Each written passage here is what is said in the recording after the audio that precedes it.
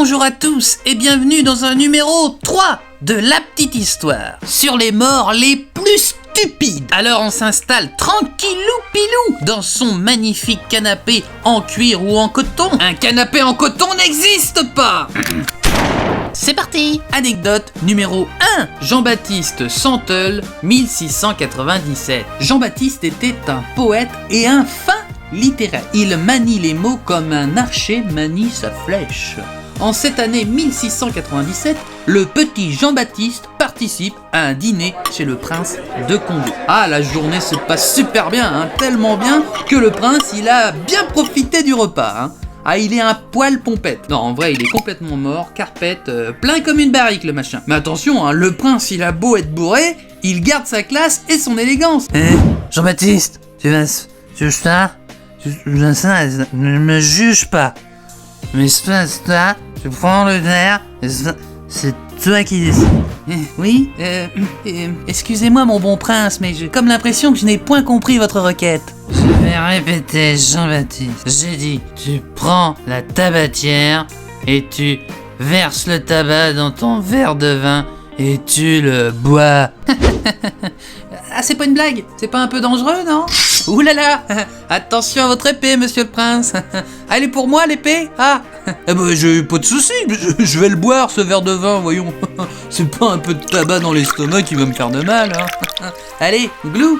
Ah bah, comme dit le dicton, hein, qui fait le malin tombe dans le ravin. Ah bah, ça a pas traîné, hein. Rapidement, il eut à subir de très fortes fièvres, avec des vomissements horribles. Ah bah, tu m'étonnes, ce mélange a créé une mixture horrible, hein, et le corps, ah bah, il a dit non, mon petit bonhomme. Et 48 heures plus tard, au terme d'atroces douleurs, il finit par décéder. Hein. Fini, capoute, on ferme les rideaux. La vie de Jean Sauteuil est terminée, victime de la folie remplie d'ivresse du prince. Anecdote numéro 2. Jean-François Civil né mort. Oui, je sais, c'est un petit peu bizarre de dire ça, mais pourtant c'est vrai. Il a été enterré mort avant même sa naissance. Je vous explique. Sa mère était décédée avant même sa naissance. Son père, parti en voyage, à son retour, avait fait exhumer le corps de sa femme et ils se sont aperçus que le gamin à l'intérieur, eh ben, il était vivant. Bon, déjà, le gars, il commence bien sa vie. Hein. Ah bah, c'est simple. Cet homme était un soldat, hein, qui combattait lors des guerres de religion. Ah bah, la belle époque, quoi. En 1562, se situant en plein combat, il est atteint d'une balle d'arquebuse en pleine tête. Se situant en haut d'un rempart, il tombe lourdement dans le fossé en contrebas. Tout le monde le pense mort, hein, après sa lourde chute.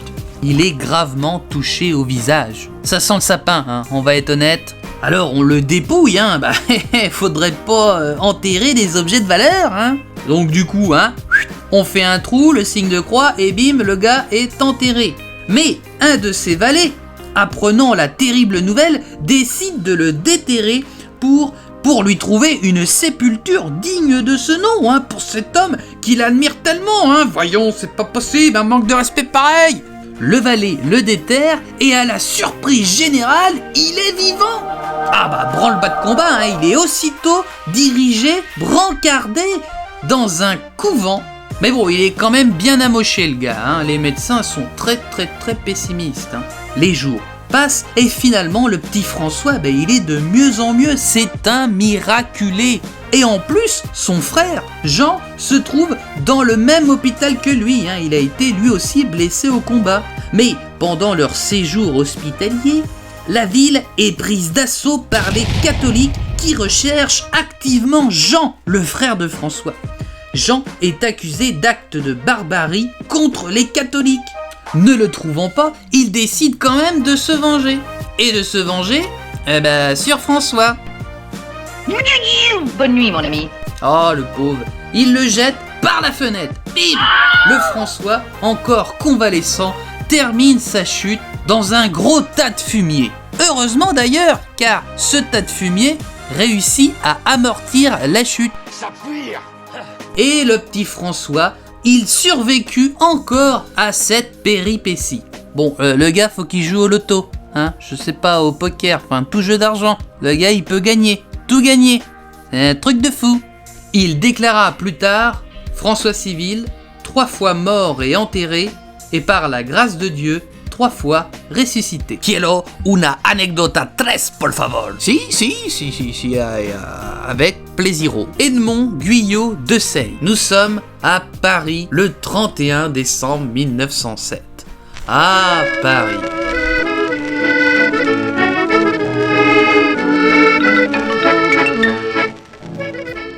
Edmond Guyot de Seigne, eh bien c'est lui. Il était en 1907 conseiller général et président du Conseil général du Puy-de-Dôme, mais il était aussi maire de la commune de Culhat et garde des Sceaux, ministre de la Justice. Eh ben mon cochon, on se fait plaisir, hein? Une autre époque, bien évidemment. Petite anecdote sur cet homme, en étant un poil plus sérieux, il avait été l'auteur d'un projet de loi portant sur l'abolition de la peine de mort. Je vous rappelle qu'on est en 1907. Donc le gars était en avance. En France, l'abolition de la peine de mort, ça sera bien plus tard, en 1981.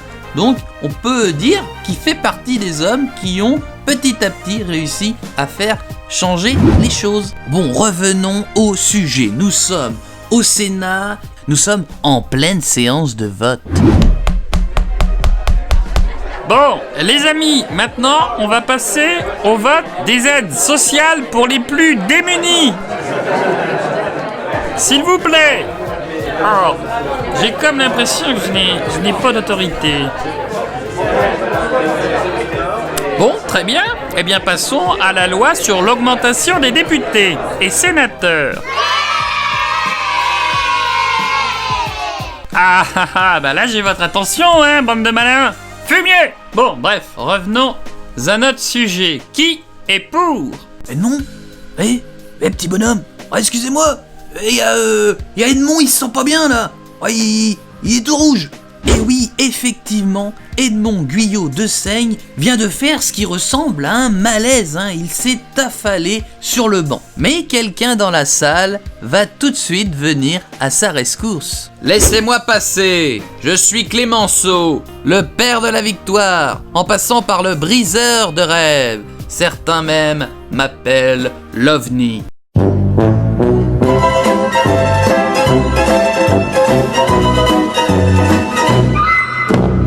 Le tigre. Avant d'être un homme politique, je suis médecin, messieurs. Je vais donc soigner cet homme et le sauver. Clémenceau décide d'examiner son garde des Sceaux et ne tarde pas à diagnostiquer un petit malaise passager. Pas de soucis les amis, que chacun retourne à ses occupations. Ce bon vieux Edmond Guyot de Seigne sera remis dans 5 minutes. C'est juste un petit malaise, rien d'inquiétant, je m'occupe de tout. Oh, bravo monsieur Clémenceau, vous êtes vraiment un grand homme. Je n'ai fait que mon devoir, mon petit.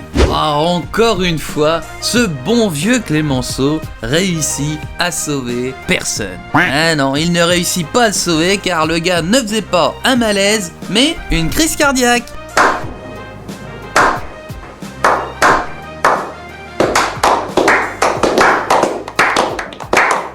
Le ministre de la Justice, Edmond Guyot de Seigne, décède donc à 74 ans d'une crise cardiaque. Et ça, Clémenceau, dans ses mémoires, il l'a pas mentionné, cet petit épisode. Bon, après, c'est vrai que la médecine évolue très rapidement, mais bon, quand même.